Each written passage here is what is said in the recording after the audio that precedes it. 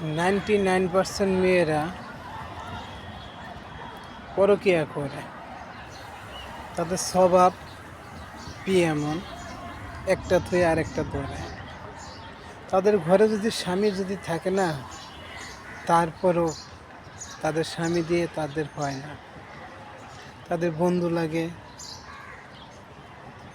আরও প্র্যাকটিক্যালে কিছু লোক দরকার থাকে না, তাদেরকেও লাগে। তাদের 3rd% এমনকি 4%ও দরকার পড়ে। তাদের তো পরকীয়া করে অভ্যাস।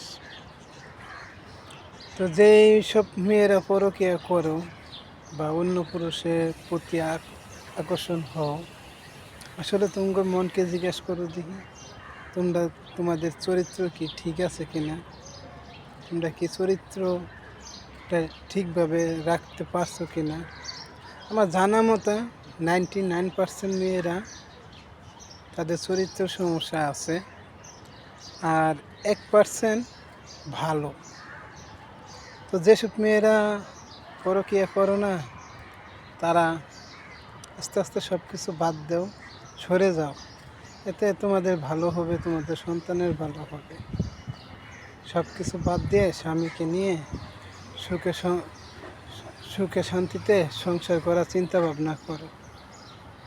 আমি মনে করি ভালো।